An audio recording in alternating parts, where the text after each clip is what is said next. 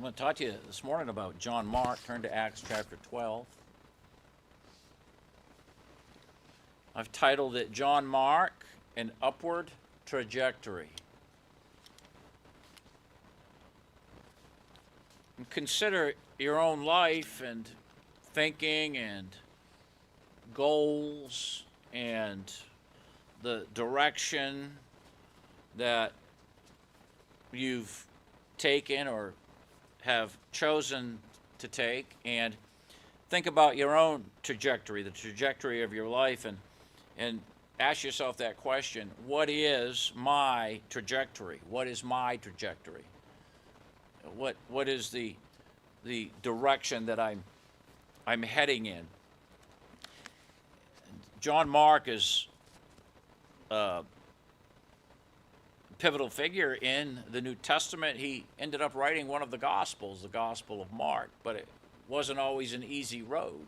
He had some bumps along the way, and nevertheless, he was restored, and God used him in a mighty way in the early church, and with Paul and Barnabas, and he was friends with Peter, the apostle.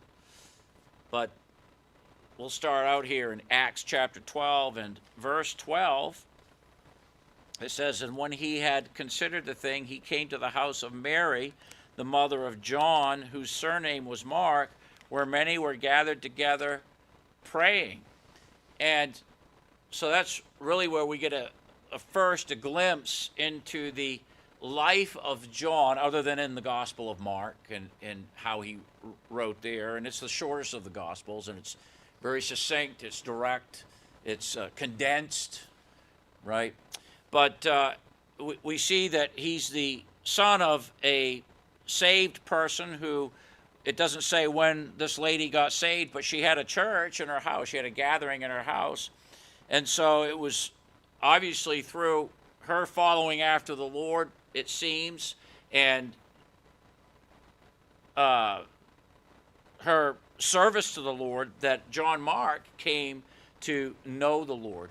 And so he's there in a house where his mother is a servant of God, where she's opened up her house to the Lord, to the people of the Lord. And here they're praying, and they're praying for Peter. And Peter was in prison. And so he would have been part of all that and privy to all that.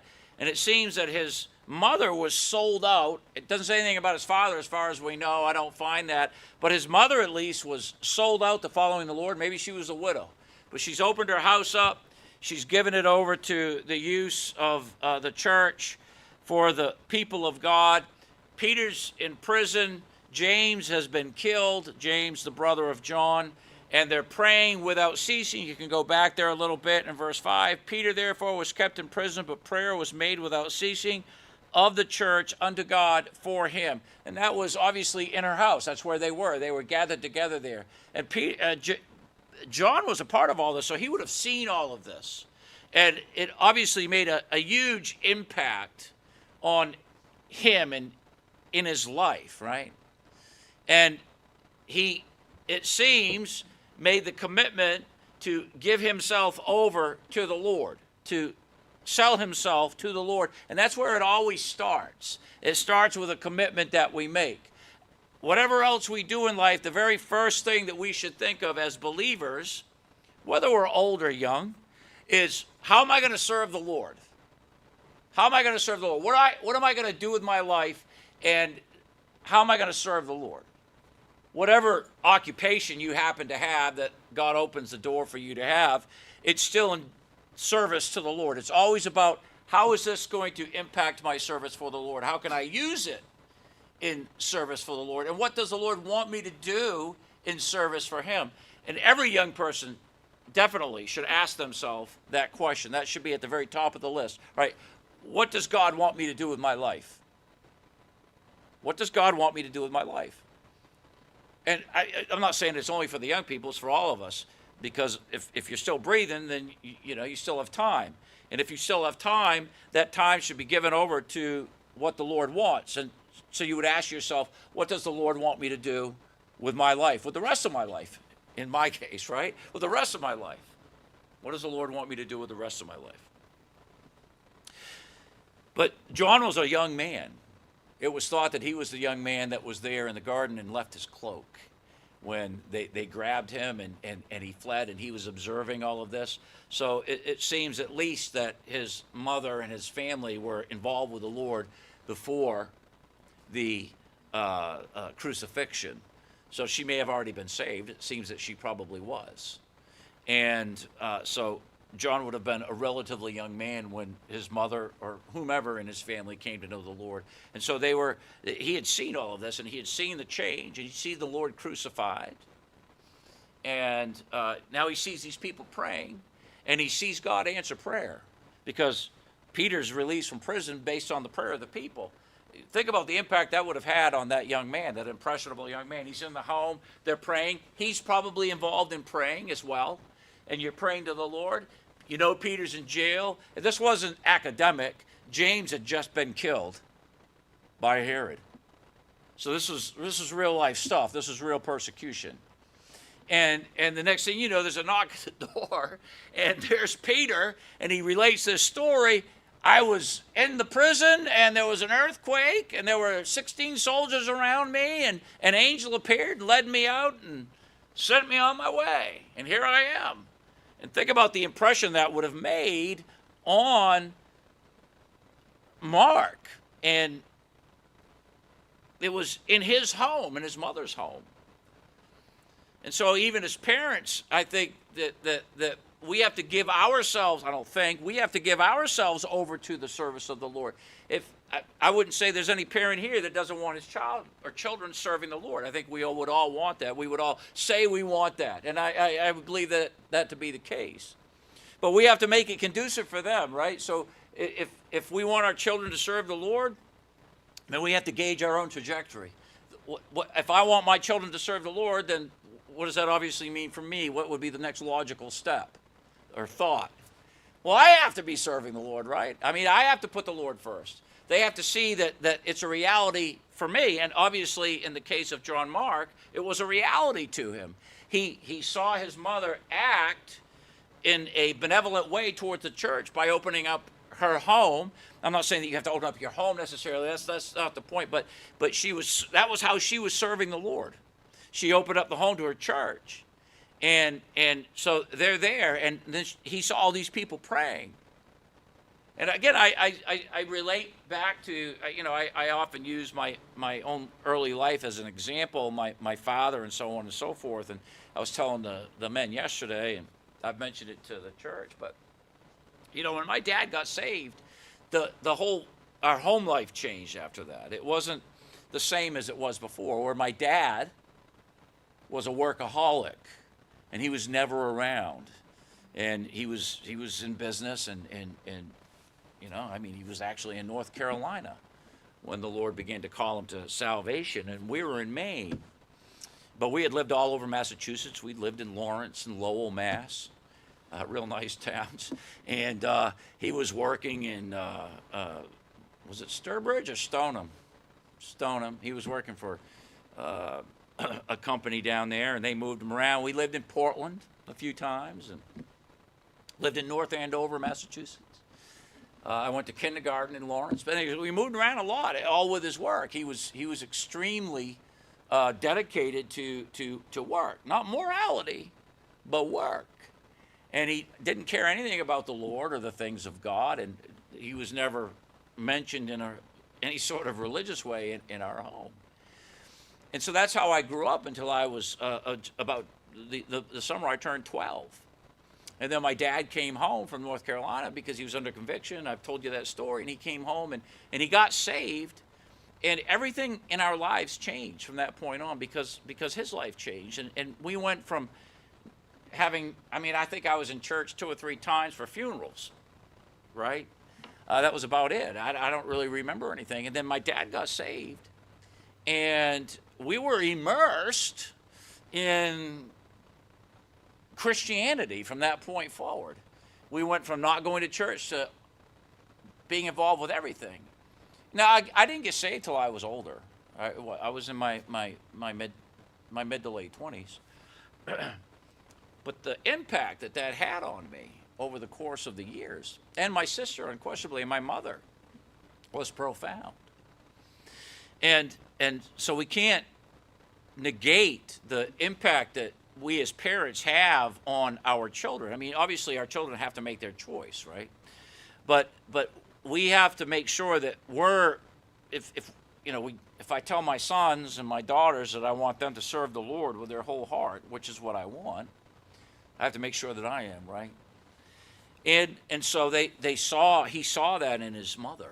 He saw her serving the Lord and giving herself over to it.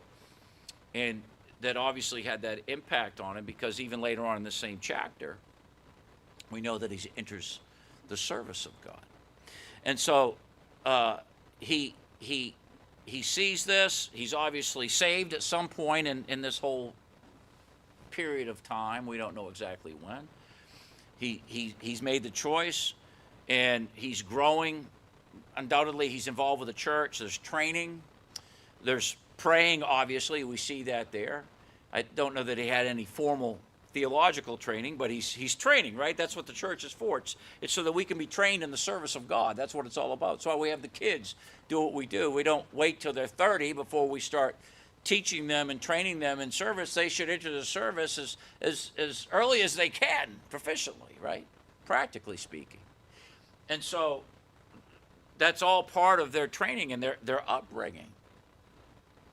And it's all in preparation for them serving the Lord for the rest of their lives. And I've mentioned this before, over in Romans chapter 12, Paul talks about giving our lives as a living sacrifice. I beseech you, therefore, brethren, by the mercies of God, that ye present your bodies a living sacrifice, wholly acceptable unto the Lord, which is your reasonable service. And be not conformed to this world, but be ye transformed by the renewing of your mind, that ye may prove what is that good and acceptable and perfect will of God. That's Romans 12, 1 and 2. And I think that everyone here should do that. Whether you're an old person or older person, say old, but older, or whether you're a young person. And have you ever done that? Have you ever made that commitment to the Lord? Lord, what is it? I offer myself to you, and I'm yours to do as you will with. What is it that you want me to do? What do you want me to do with my life? And, don't let the fear of, well, what is God going to want me to do, hold you back from making that commitment. I think sometimes we don't, because we're afraid we might not care, which that's got its own set of problems with it. If you don't care what the Lord wants you to do, then there's a problem. But you might be afraid of what the Lord wants you to do. I know that was a legitimate, I say legitimate, it was a real thought that entered my mind. It's not legitimate, but it was a real, it came up, right? Well, what's the Lord going to want me to do? And I just had to come to the conclusion, well, I don't know, but whatever it is, it's right, and it's best for me, and I had to come to the conclusion that it may cost me. It might cost me. But the cost is worth it. And that's all part of our training as a church and as parents, adults, whatever, leaders. We're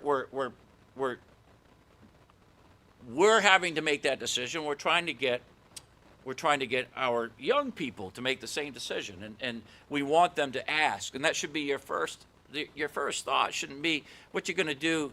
What's your career going to be?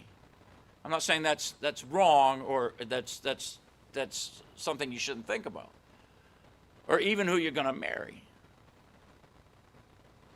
Rather, it should be, how am I going to serve the Lord? That should be at the very top of the list. How am I going to serve the Lord? What does the Lord want me to do? The other stuff, once you give yourself over to the Lord, that'll all fall into place. That'll all fall into place. I found it to be true in my own life.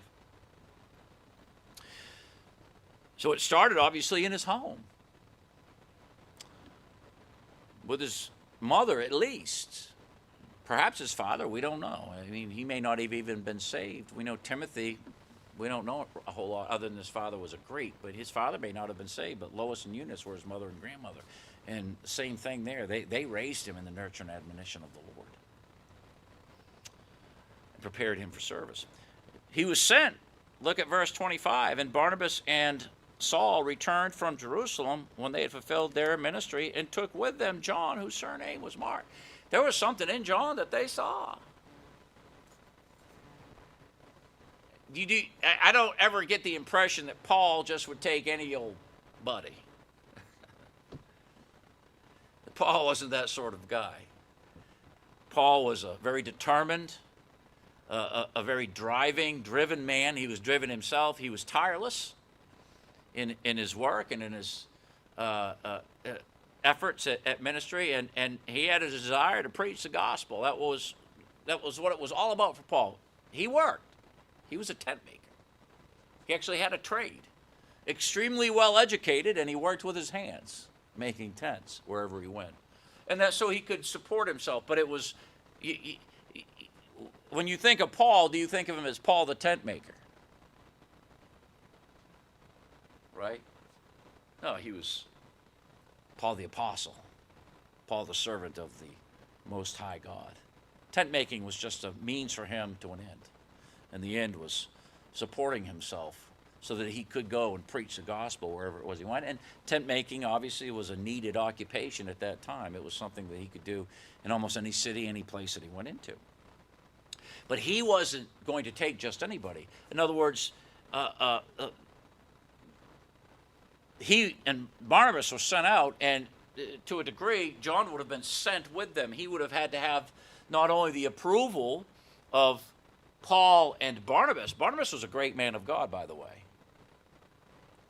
He would have had to have the approval of Paul and Barnabas, but he would have also had to have had the approval of the church to go with them on that missionary journey. He was sent as much as they were. His duties were a little bit different. Nevertheless, he was sent out, which means that he had proven himself to not only Paul and Barnabas, but he had proven himself to the church, to the people, to the body. Hey, this is a godly young man who has a desire to serve the Lord, and he's proven his desire to serve the Lord by being a servant to the Lord. You can't say you want to be a servant to the Lord or that you are a servant to the Lord and not serve the Lord, not be faithful to him. You have to prove your faith by your faithfulness.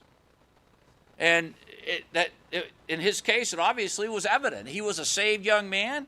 He proved his faith, his living faith, by his faithfulness to the work. And he had learned in the home. He had seen it in his mother, at least.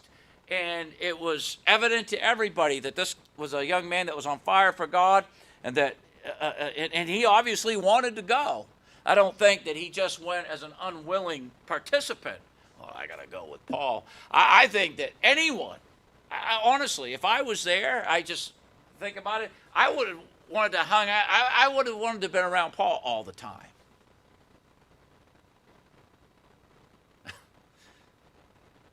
Just a great man of God. And I think that was the case with John, just being around those guys. I think I've mentioned this to you before. I remember when I first became the associate pastor at Parkwood. Now, the Lord had called me to preach several years before, and I ended up working at the church. I lost my job. I was laid off. I was building commercially, and I was laid off for about a year. And I went in business for myself. Well, the church had some work. They had a lot of cabinets they needed building, and they had some painting. They had some stairs, and I could do that kind of custom woodworking. So I among other things that I was working, I had some advertisements out. I was building cabinets and some furniture and stuff like that. And I did some jobs there at the church. And I remember when I did those jobs at the church, it was so different than what I was used to. I was used to working out in the world. I was used to working on these job sites where all these lost people were working.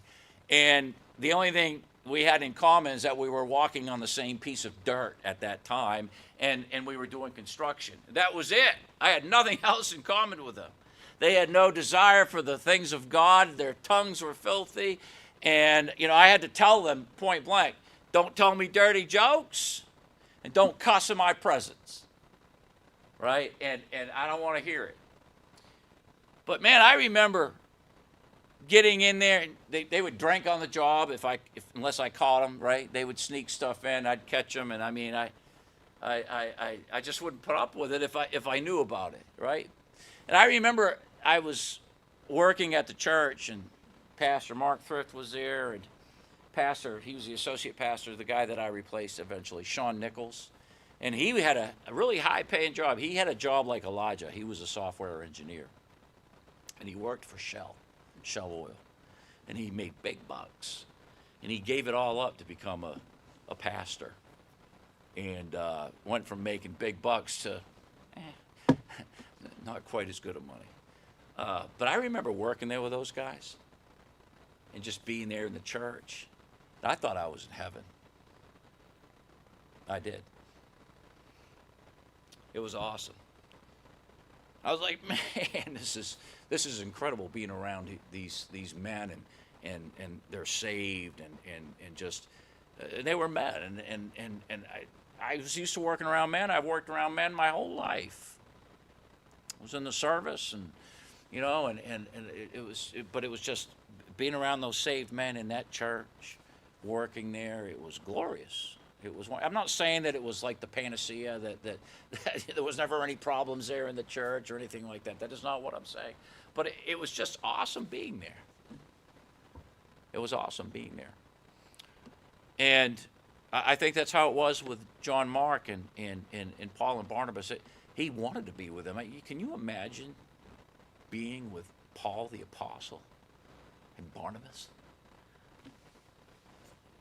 The privilege, number one, of just being around them, that they would choose you, that they would see you as worthy to go on the road. Incredible. But he didn't go as a preacher. He was learning how to preach, no doubt. And this is where you have to look beyond the end of your nose, right? You got to do the hard stuff before you can get to the gold mine, right? You got to do the digging first. And I think that's something a lot of times we forget too. It's like, the world calls it paying your dues. But you have to be willing to be at the bottom before you can get to the top. That's something else my dad always taught me. He said, be willing to work hard and be willing to do whatever needs to be done. And don't ever tell anyone, well, it's not my job. Just do it. And I think that's something that we all have a hard time with. We don't want to just do it, but we all want to start out at the top.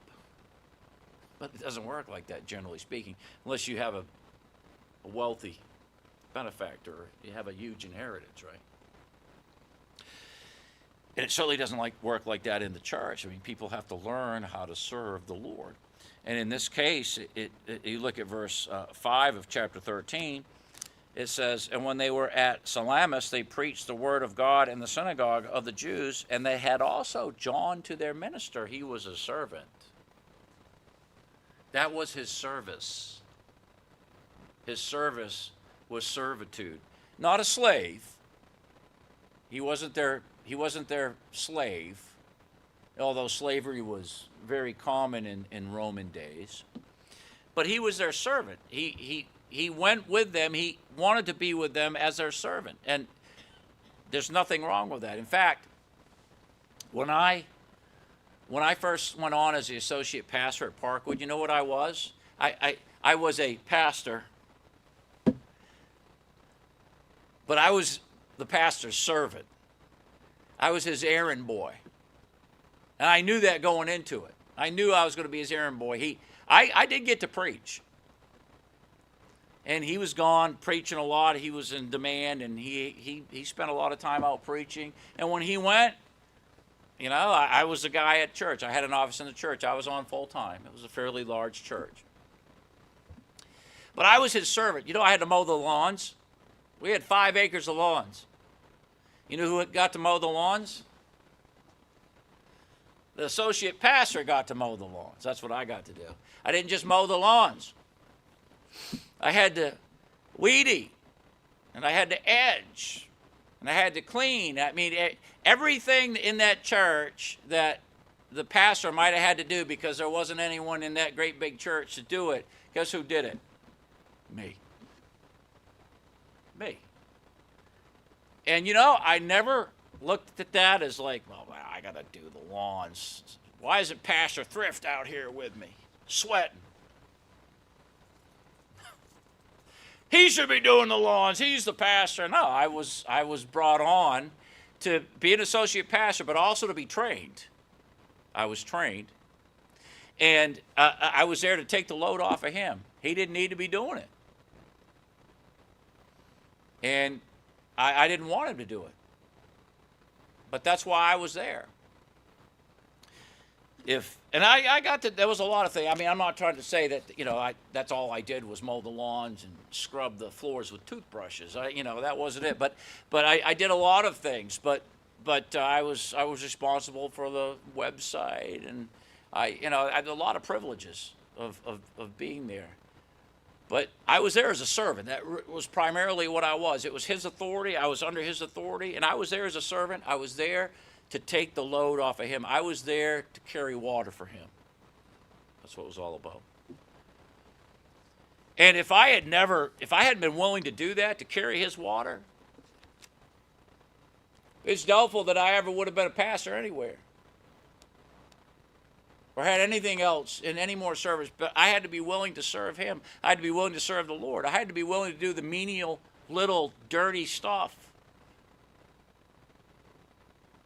And that's exactly what John Mark is here. What a privilege to be chosen to go with Paul and Barnabas, but he went as a servant. He went to carry water for them. He went to do the heavy lifting physically. Paul was doing the heavy lifting spiritually. He was doing the preaching. He was doing the leading. He was doing the writing. He was doing all the stuff that an apostle would do. And John was there to carry his tent material. Right? Carry his water. To free up all that extra time that Paul would have needed for service to the Lord. And it goes back to it. We have to be willing to be a servant. To be a servant of God means I have to be willing to do whatever it is. And even here, it's like whatever it is that you do here, it may not be the high visibility stuff. It may be little stuff. It may be stuff that no one ever knows about. But God always knows. He's always watching. And He's going to reward the initiative. Even if I never know, or no one here ever knows. But you have to be willing to do that stuff before you can do anything more. And we should all be willing to do that stuff. We should be willing to do the hard stuff, the inconvenient stuff, the dirty stuff, to be a servant. So he was Paul's servant. Then we see a little bit down further that he had a setback. Now, he didn't go back out in the world. I want to make that clear. All right? He ran away from the ministry because it was pretty hard. We don't get any indication that he went home and decided he was going to go bar hopping. Okay? That he was going to go out and start doing that stuff. That isn't what he did. But it was a real setback. It was real fear, and he ran away.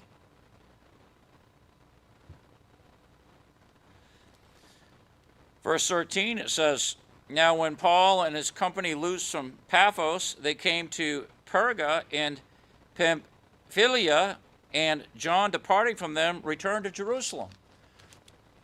It doesn't give us a whole lot of insight right there, but we know later on that he ran away because it was hard. They weren't even at the hard part yet. They finally let you out, huh? They literally, basically kidnapped you.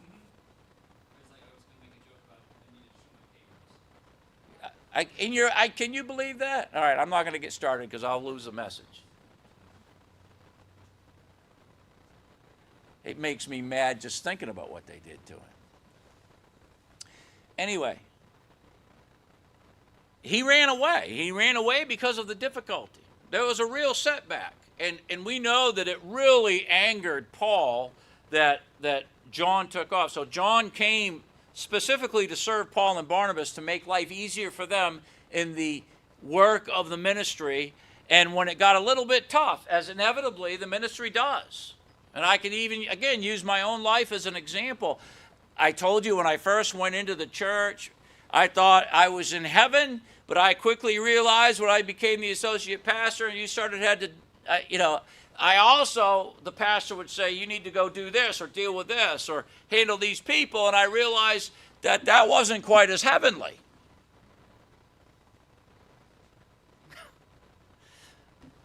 It was great when I was around Pastor Thrift and Pastor Nichols and we were having fellowship and I was there and it was wonderful there. But then when I had to actually start doing things that involved the ministry to people, that it wasn't as heavenly as it had been before.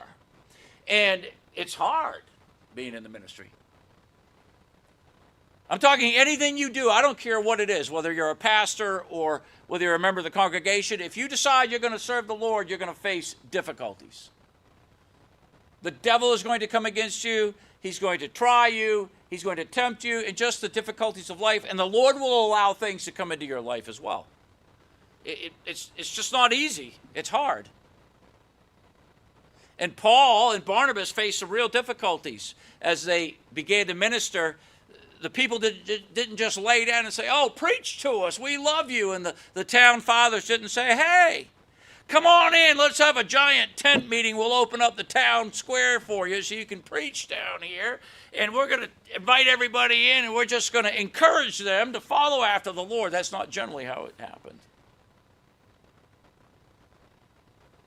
No, they faced severe resistance almost everywhere they went. In fact, Paul was, in a little while, he was going to be stoned for preaching the gospel.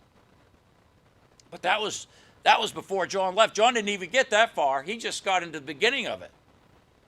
It was already hard, and it was too hard for him. And so, whether it was the immaturity of youth, because he was a relatively young man, and probably no question about it, he lacked perseverance and at that point, at least to go with Paul. He lacked the drive that Paul had. I mean, there's a whole lot of things here. He was afraid,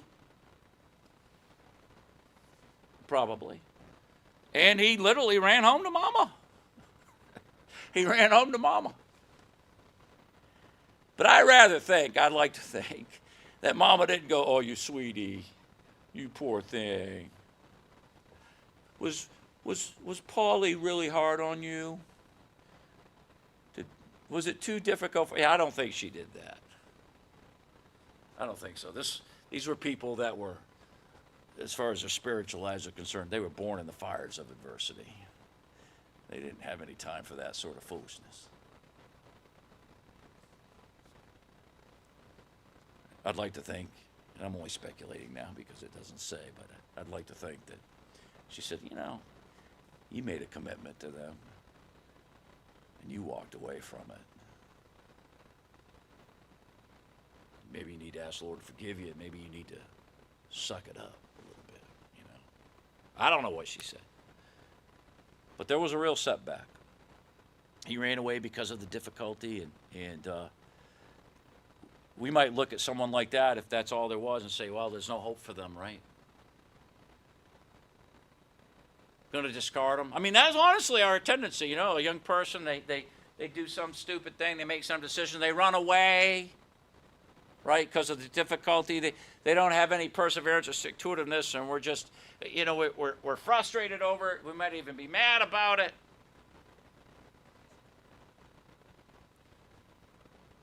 And Paul was. Paul was so upset about it that he was willing to split from Barnabas over it a little bit later.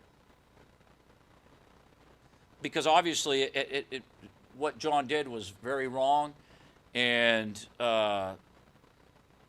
it had a very negative impact on what they did. And Paul had a really bad taste in his mouth. So yeah, there was a setback there. But John Mark was a saved man. And we see in verse 37 of 15, chapter 15, and Barnabas determined to take with them John, whose surname was Mark. So they're getting ready to go visit all their churches. They're getting ready to go out on their second missionary journey. And Paul doesn't have any problem. Barnabas was a great man of God. And you can't discount the influence that he had on John Mark for the later use that Paul had for him. But right now, Barnabas wants Mark to go with him. And it seems at this point that John Mark had made a decision. He had probably renewed his commitment. I'm sure he wanted to go.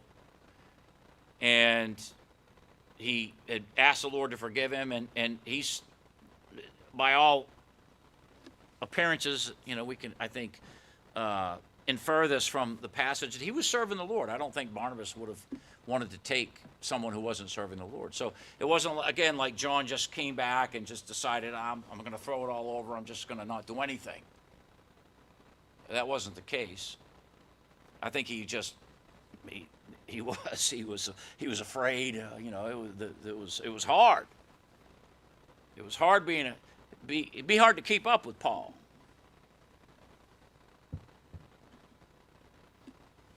Although I believe Paul was a very gracious, godly, compassionate, kind man.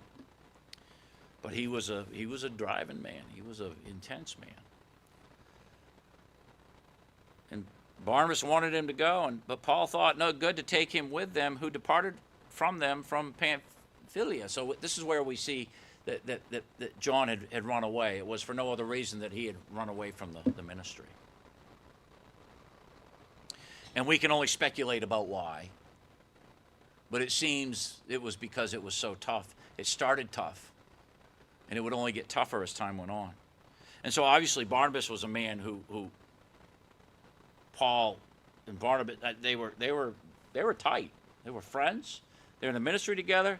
They endured. It's like that bond that soldiers, they say, has that are in combat. It's a bond that the rest of us can't understand. When brothers in arms fight together and they're shot at, and they might have to plug the wounds of their best friend. And we can have good friends, but there's just that bond there. And I think in this sense, and I think this is the way it is in churches and so on. We're brothers in arms, brethren in arms, sisters and brothers in arms, and so to speak, in the fight. And when we go through this hard life together, and we face all of the difficulties, and we pray our way through it, and we suffer the persecutions and all of those things, that there should be a bond between us that the world can't understand. And I think there was that bond between Barnabas and Paul, but Paul was so upset about what John had done that he was willing to split from Barnabas over it. He didn't want to take John. He really felt that John would be a hindrance to them. I don't believe it was because of how John was right then and there. I don't believe Barnabas would have taken him at that point if he was not living for the Lord and committed to the Lord. But it was what, and it says that there, what John had done in the past. He went not with them to the work. And the contention was so sharp between them that they departed asunder one from the other. And so Barnabas took Mark and sailed unto Cyprus, and Paul chose Silas and departed, being recommended by the brethren under the grace of God. And he went through Syria and Cilicia, confirming the churches. So we really don't hear much about Barnabas and John Mark after that. They're just not a part of the Holy Writ, the canon of Scripture. Yet they went, and they survived, and they went confirming the churches and preaching the gospel. And there's no question in my mind that Barnabas trained John Mark well, and John had made a full recovery at that point. He stuck it out. And that's important too. As believers, we have to stick it out. Remember, we're talking about our trajectory as believers. One, we have to be saved, obviously, and we have to make that commitment to the Lord. We have to determine, all right, I'm going to serve the Lord above all else, before anything else, and everything else is subsequent to that. And we have to make that commitment that Paul talks about in Romans chapter 12, verse 1. I beseech you, therefore, brethren, by the mercies of God, that you present your bodies a living sacrifice. And do that. And then the Lord's, once you do that, you will get put to the test. You make that commitment, God's going to have you do something. Don't just do it vainly. Don't just do it to impress anybody. This is between you and Lord. You do that, and God will use you. And then you do what it is that He wants you to do. You do the little things. You be faithful in all the little stuff. You be a servant in the service of God. And you, like John Mark, is probably going to have some setbacks. You know, might get pretty intense. Maybe it gets more than you think you can bear. It's possible. It doesn't always happen, but it's possible. But then you have to stick it out. You know, you go and you assess and you recommit, and then you get back into the fray. And that's exactly what John Mark did.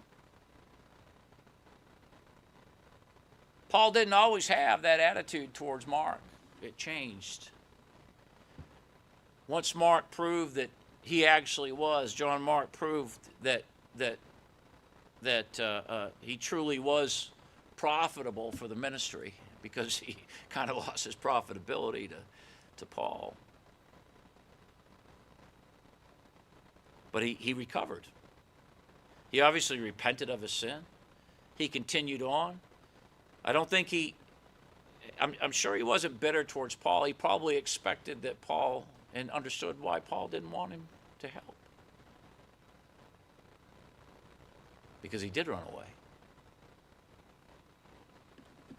But he persevered. He stuck it out. And it doesn't matter what you do in life, there's something to be said about someone who just continues to persevere and drive forward regardless of whatever setbacks they have. Life is full of them. I'd like to meet someone who has never had any setbacks in life. And it seems like there are people, you know, like they have the golden spoon or whatever. Maybe that's true. But I think that Mark became a better man over it. He became a better man because of it. He could look back, and maybe someday in some way the Lord used him in the life of some young person, and that person was having some struggles and issues with things like he had been, maybe some fear or whatever the case is, because they always were facing persecution. And maybe that person failed too, and maybe John felt like he could never be used again. It's possible. How could I ever be used of the Lord? Because you don't detect any arrogance in John Mark. I mean, it's not like, well, who do you think you are, Paul?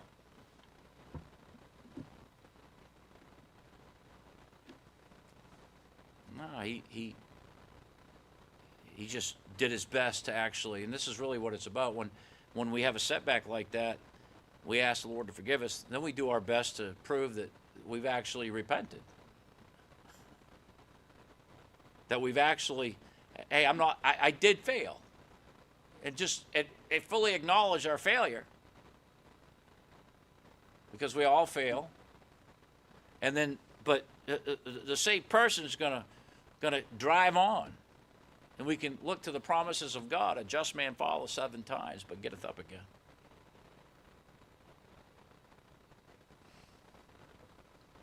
And the Lord can use us again. And obviously, the Lord used John Mark in a mighty way.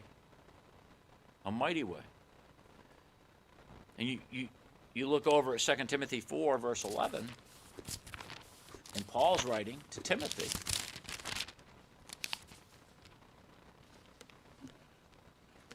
And he talks about those that have forsaken him. Now, John ran away. But he didn't forsake the Lord. I mean, he had a setback. He ran away because it was hard. It was persecution. It was difficult. He ran home to Mama. Needed her. Pat him on the head. Whatever. I don't know what she did, but I don't think she did that. But he continued to serve the Lord there. And then he ended up going with Barnabas. But here in verse 10 it says, "For Demas hath forsaken me, having loved this present world." It doesn't say that about John Mark. It doesn't say he loved this present world. He just ran away from the ministry because of the difficulty of it. But it doesn't say that he ran off and ran into the world. Demas, on the other hand, did.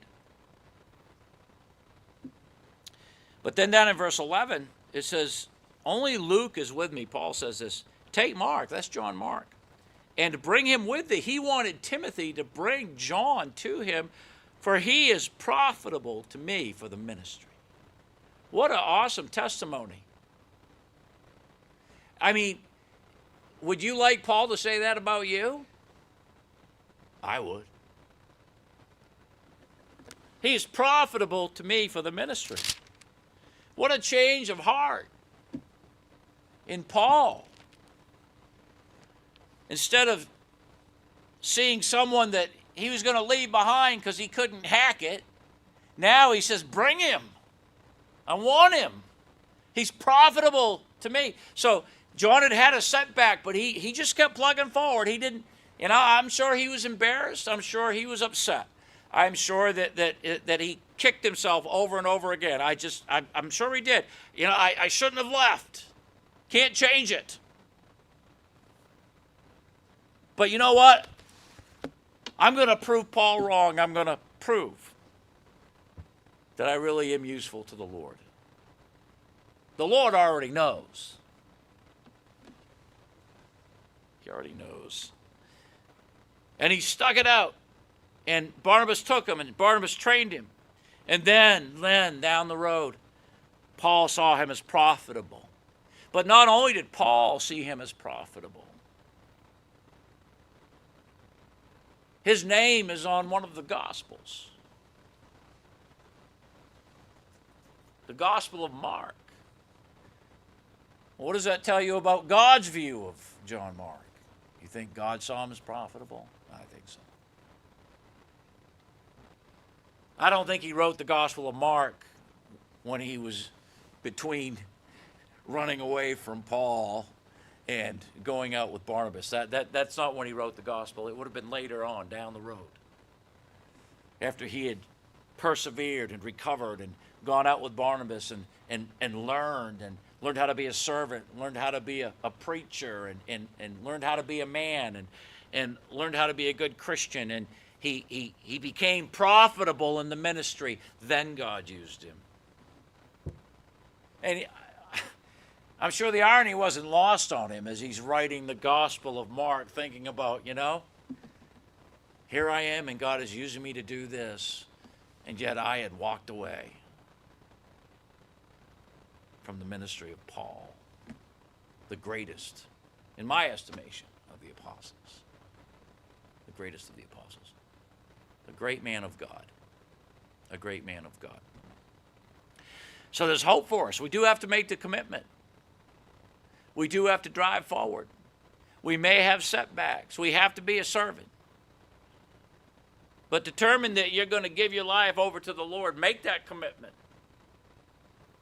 Except that, you're not looking to run away. You're not looking to, I know I'm going to, you don't say that in the beginning. You just say, I'm committed to you, Lord, and by thy grace. But you may be in the midst of something like that, or you may fail in that way, and you may, fear may overcome you like it seems it did with John Mark and so on. But then you have to really have that drive and that stick-to-itiveness. All right, I'm gonna commit myself. I'm gonna recommit myself to the Lord God. And I know that God can use me and forgive me and become profitable to Him. And those lessons that John undoubtedly learned in all that became very useful to him in his ministry later on. I wish in my own life, I wish I had been saved as a little child. I wish I had gotten saved at 12 or 13 when my father got saved. I made a profession. I made a couple of professions, but I wasn't saved. I wish I had. I cannot change it. I cannot change it. I cannot change that fact of my history. But, since then, since I've been saved, the Lord I've had a lot of experiences. And I'm able to now use them in my own ministry. I remember once when I was, right after Rachel died, and I was preaching in a men's meeting at Parkwood, and there were a lot of pastors there, and I was kind of embarrassed. My own pastor, he was a great preacher, and his friends, and I'm like, what am I doing up here? Right? And at that point, Rachel's death was very real to me because it was so fresh. And I remember preaching and having a real struggle and trying to use that because it really shadowed every aspect of my life at that point still. This was in a year, 2 years, whatever. And I remember that one of the pastors came up to me. He was a good friend of Pastor Thrift's, his best friend, and Ronnie Bearfield, and he's from northeast Mississippi. And he doesn't call tomatoes tomatoes, he calls them maters. He likes sliced maters with mayonnaise on them. But anyway, he came up to me, he said, you don't have to be ashamed or whatever of any of that. He says, you can use that experience in your life to preach very effectively to people. And because, it was, obviously, that was a fairly major event that transpired. And whatever's gone on in your life, and there's been other events in my life, other things, and I can use them, and we can always use those things as believers to enhance our ministry. And none of us are perfect, and none of us do everything right, and we make a lot of mistakes, and we have all kinds of setbacks. I'm not making excuses for stuff. There's no excuse for what Mark did. He was weak. He shouldn't have run off, and he did. But he recovered. He recovered. And to me, there's a lot of encouragement in that. There's a lot of encouragement, and I'm very thankful for that. And God can use you, but you have to make the commitment first. It starts with that commitment. It starts with salvation, then it starts with that commitment. You have to make the commitment. You decide you're going to do whatever the Lord wants you to do, that is preeminent in your life, and then see what happens after that. See what happens after that. What is your trajectory? What are you aiming for? We like archery. Caleb's a pretty good shot with a bow. I bought him a bow a few years ago, and he became quite a proficient with it. And I heard you've got a bow now. Do pretty well with it, or one of you guys did. But bullets do too, but arrow is a lot more evident the arrow has a trajectory and it arcs, and you have a target that you're aiming at, and it's the same way with us. We have a target we're aiming at, so we might even ask, what's your target? That'll determine your trajectory. What's your target? What's your goal? And if it's not the Lord first and foremost, and what you're going to do for Him, then the priority's off and the target's wrong. That comes first, and everything else comes after that, and everything else will work itself out.